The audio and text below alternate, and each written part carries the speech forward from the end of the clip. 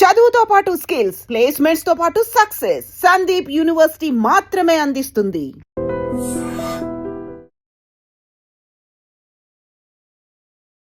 Hi hello నమస్తే, welcome back to iDream media. ఈరోజు మనతో ఉన్నారు హైకోర్టు అడ్వకేట్ అలాగే ఇమిగ్రేషన్ లాయర్ అయిన పృథ్వీ గారు. ముఖ్యంగా అమెరికాలో లేటెస్ట్ అప్డేట్, డిపెండెంట్ వీసా మీద ఉన్న వాళ్ళని బయటికి గెంటే యోచన అని చెప్పేసి ఒక అప్డేట్ అయితే వచ్చింది. దీని గురించి అడిగి తెలుసుకుందాం. Hi sir. Hi Virat. Sir, dependent visa మీద ఉన్న వాళ్ళు ప్రమాదంలో ఉన్నారు, రిస్క్లో ఉన్నారు. వీళ్ళు అమెరికా నుంచి బయటికి వెళ్ళే ఛాన్సెస్ ఎక్కువ కనిపిస్తూ ఉన్నాయి. ట్రంప్ గవర్నమెంట్ ఊరుకోవటం లేదు అని చెప్పేసి అక్కడి నుంచి వార్తలు అయితే వస్తున్నాయి. అక్కడ న్యూస్ ఛానల్లో కూడా ఇది ఎక్కువగా వినిపిస్తూ ఉంది. సో ఏం జరుగుతుంది అంటారు? ఇప్పుడు ట్రంప్ వచ్చి విరాట్ కొత్త లాస్ ఏం తీసుకురాలా, ఉన్న లాస్ని స్ట్రీమ్ లైన్ చేస్తున్నాడు, స్ట్రాంగ్ చేస్తున్నాడు అంతే. అంటే ఒక్కసారి ఒక నాన్ ఇమిగ్రెంట్స్ అండ్ ఫేక్ ఇమిగ్రెంట్స్ని ఎప్పుడైతే సంఖ్యలు వేసి పంపించాడో మొత్తం ఇమిగ్రెంట్స్ అంతా ఒకసారి కదిలిపోయారు. నెక్స్ట్ టర్న్ మాదేమో, నెక్స్ట్ టర్న్ మాదేమో అని చెప్పి ఎవరికి వాళ్ళు. ఇప్పుడు చూడండి, ఎక్కడా కూడా ట్రంప్ ఏ H1B కానీ, L1 కానీ, డిపెండెంట్ కానీ, స్టూడెంట్ కానీ దేని మీద కామెంట్ చేయలేదు. పైపెచ్చు నేను గోల్డెన్ కార్డ్ తీసుకొస్తున్నాను, ఇంకా రావచ్చు అంటే. ఇల్లీగల్ మైగ్రెంట్స్ ఎవరైతే ఉన్నారో వాళ్ళని ఎప్పుడైతే బయటికి పంపించాడో ఒక్కసారి ఉలిక్కి పడ్డది అమెరికా. దీనిలో మెయిన్గా ఉలిక్కి పడేవాళ్ళు ఇప్పుడు ఎవరంటే డిపెండెంట్ వీసా. మనకి డిపెండెంట్ వీసా అంటే ఎవరు వస్తారు? ఆల్రెడీ H1B వీసా మీద ఉండి, లేకపోతే గ్రీన్ కార్డ్ మీద అక్కడ ఉండి, వాళ్ళు parents and spouse and also sister and also children, వీళ్ళు కనుక అమెరికాకు వస్తే కనుక వాళ్ళని డిపెండెంట్ వీసాలో తీసుకెళ్తారు. అండ్ మెయిన్గా H1B వీసా మీద వెళ్ళినటువంటి వాళ్ళ పిల్లలు కానీ, they are about nearly 1 lakh people పిల్లలు ఉన్నారని చెప్పచ్చు. అంటే H1B వీసా తిని వెళ్ళినప్పుడు బర్త్ సిటిజన్షిప్ కాకుండా 4th క్లాస్లోనో 5th క్లాస్లోనో ఎట్ ద ఏజ్ ఆఫ్ 13 yearsలోనో 14 yearsలో తీసుకెళ్లారు అనుకుందాం. అక్కడి నుంచి 5 years 18+, లేకపోతే ఈ 14కి వెళ్ళాడు. 14కి వెళ్తే 21కి వచ్చేస్తున్నాడు. 21కి వస్తే అతను గ్రీన్ కార్డ్ రాలా, ఫాదర్కి గ్రీన్ కార్డ్ రాలా, అదే మదర్ గ్రీన్ కార్డ్ రాలా.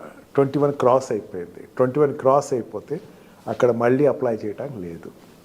గ్రీన్ కార్డ్ హోల్డర్ కావస్తే వాళ్ళ 21 క్రాస్ అయిన పిల్లలు అప్లై చేయాలి. కానీ గ్రీన్ కార్డ్ లేకుండా H1B వీసా మీద కానీ, L1 వీసా మీద కానీ ఉన్నవాళ్ళు, వాళ్ళ పిల్లలు ఎవరైతే ఉన్నారో వాళ్ళు 21 క్రాస్ అయిన వాళ్ళు మాత్రం they cannot apply for further residency there.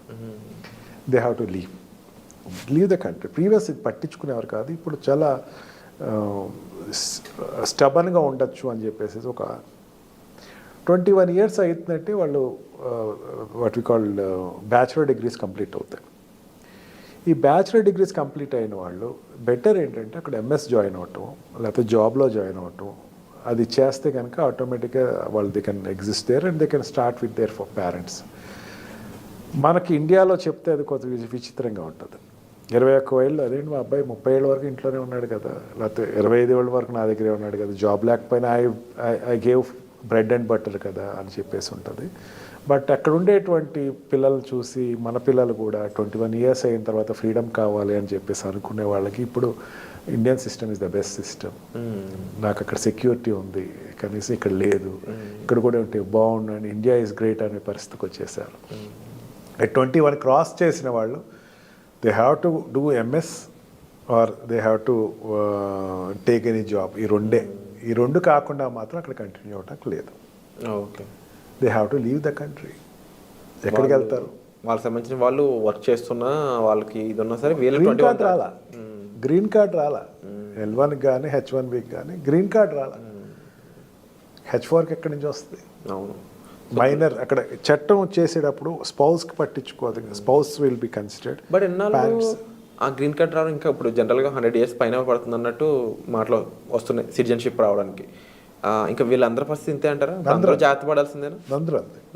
H1B నుంచి గ్రీన్ కార్డ్ రాని వాళ్ళందరూ, వాళ్ళ పిల్లలు ఎవరైతే ఉన్నారో 21 క్రాస్ చేసిన వాళ్ళందరూ they have to take alternative remedies like getting job, అయితే MS జాయిన్ అవటం, అక్కడ జాయిన్ అయితే ఎడ్యుకేషన్ చేయటం తప్ప ఇంకో ఆప్షన్ లేదు, ఆపర్చునిటీ లేదు.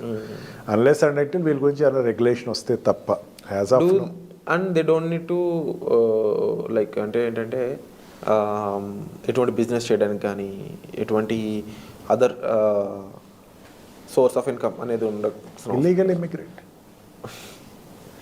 ఓన్లీ సంఖ్యలు, job in reputed company or study in reputed university. ఇప్పుడు ఒకటి ఇంతకుముందు ఒక ఎపిసోడ్లో మాట్లాడుకున్నాం మనం, విరాట్ కమ్యూనికేషన్ స్కిల్స్ లేక ఇక్కడ మనం బాధపడి అక్కడికి వెళ్ళి బాధపడుతున్నాం అనుకున్నాం. ఏదైనా ప్రాబ్లం వచ్చి అక్కడ జాబ్ రాలేదంటే ల్యాక్ ఆఫ్ కమ్యూనికేషన్. అక్కడే ఉండి నువ్వు 14 years 15 years నుంచి నువ్వు అక్కడ ఉండి 21 క్రాస్ చేసిన తర్వాత నీ కమ్యూనికేషన్ స్కిల్స్ డెవలప్ అయినాయి కదా. అవును, డెఫినెట్లీ నీకు జాబ్ దొరుకుతుంది, యూటిలైజ్ చేసుకోవచ్చు. Utilize it and also do MS. Problem ఎక్కడ వస్తుందంటే విరాట్, అక్కడ 14 years 15 years పిల్లలకి 21 years వచ్చేసరికి అక్కడ ఉండేటువంటి లోకల్ సిటిజన్స్ తోటి కంపేర్ చేసుకుని వీళ్ళు కూడా టెక్నికల్ ఎడ్యుకేషన్స్కి స్టెమ్ ఎడ్యుకేషన్స్కి వెళ్ళక ఆర్డినరీ ఎడ్యుకేషన్స్కి అండ్ మిగతా నాన్ స్టెమ్ ఎడ్యుకేషన్కి వెళ్ళిన వాళ్ళకి ఆ ప్రాబ్లం వస్తుంది. స్టెమ్ ఎడ్యుకేషన్కి వెళ్ళిన వాళ్ళు ఇప్పటికి ఆ ప్రాబ్లం రాదు. ఈ రెప్యుటెడ్ యూనివర్సిటీస్కి ఇప్పుడు అక్కడ ఎన్ఆర్ఐ కోటా ఉంటుంది, నాన్ రెసిడెన్షియల్ ఇండియన్ కోటా అంటే ఎన్ఆర్ఐ అంటే నాన్ యుఎస్. స్పోర్ట్స్లో ఉండొచ్చా సార్? Pardon? స్పోర్ట్స్లో ఉండొచ్చు, ఏదైనా స్పోర్ట్స్లో. Yeah, definitely. They can be as an ambassador for sports. వాళ్ళు ఒలింపిక్స్ ఆడచ్చు, లేకపోతే అక్కడ యుఎస్ ఫెడరల్ గేమ్స్ ఆడుకోవచ్చు. వాళ్ళని సపరేట్గా వీసాస్ ఉంటాయి, దాంట్లో కన్వర్ట్ చేసుకోవచ్చు. Convert into your visa in some other zone. F1లో కన్వర్ట్ చేసుకో, లేకపోతే ఓలో కన్వర్ట్ చేసుకో, లేకపోతే ఇంకొక ఎక్స్ట్రాడినరీ టాలెంట్లో కన్వర్ట్ చేసుకో, ఐలో కన్వర్ట్ చేసుకో. A to Z నీకు వీసాలు ఉన్నాయి, దాంట్లో కన్వర్ట్ చేసుకో. బట్ ఏది కన్వర్ట్ చేయను, నేను ఇంకా ఇట్లాగే ఉంటాను, జాబ్ లేదు, నా పేరెంట్స్ మీద డిపెండ్ అవుతానంటే అక్కడ నడవదు. అన్లెస్ అండ్ అంటిల్ నీ ఫాదర్కి ఎన్నిసార్లు ఛాన్స్ ఉందో? 4 సార్లు ఛాన్స్ ఉంది, 4 సార్లు రాలేదు. H1B అయిపోయిందిగా, అయిపోయింది. He has to come back. Definitely before that you have to go back. So బహుశా ఇది హై టైం అని చెప్పొచ్చు. అండ్ తప్పకుండా రైట్ డెసిషన్ అయితే మీరు తీసుకోవాల్సిన అవసరం ఉంది, లేకపోతే అన్నెసరీగా శిక్షలు అనుభవించాల్సిన అవసరం వచ్చే విధంగా కూడా వాళ్ళు ఇంటెన్షన్స్ అయితే కనిపిస్తున్నాయి అమెరికన్ గవర్నమెంట్వి. సో దీనికి సంబంధించి మీరు రిస్క్లో ఉన్నట్లయితే ఇమీడియట్ హెల్ప్ అండ్ సజెషన్స్ కోసం మీరు డైరెక్ట్గా సార్ని కాల్ చేసి మాట్లాడవచ్చు. అమెరికా నుంచి చూస్తున్న ఆడియన్స్ అయి ఉండొచ్చు, H1s మీద ఎవరైతే అక్కడ వర్క్ చేస్తున్నారో మీ ఫ్రెండ్స్ ఫ్యామిలీ మెంబర్స్ ఎవరైనా అయి ఉండొచ్చు. ఒక మంచి సజెషన్ అండ్ రైట్ గైడెన్స్ కోసం మీరు సార్తో సంప్రదించండి. మరీ ముఖ్యంగా మన పృథ్వీ గారి నుంచి ఎటువంటి ఎపిసోడ్స్ మీరు ఎక్స్పెక్ట్ చేస్తున్నారు, ఎటువంటి విషయాలు తెలుసుకోవాలనుకుంటున్నారు అనేవి మీరు కామెంట్ సెక్షన్లో మెన్షన్ చేసినట్లయితే వాటిని సాల్వ్ చేస్తూ అలాంటి ఎపిసోడ్స్ మీ ముందుకు తీసుకొచ్చే ప్రయత్నం అయితే మేము చేస్తాం. సో వచ్చే ఎపిసోడ్లో మళ్ళీ కలుద్దాం. Thank you so much.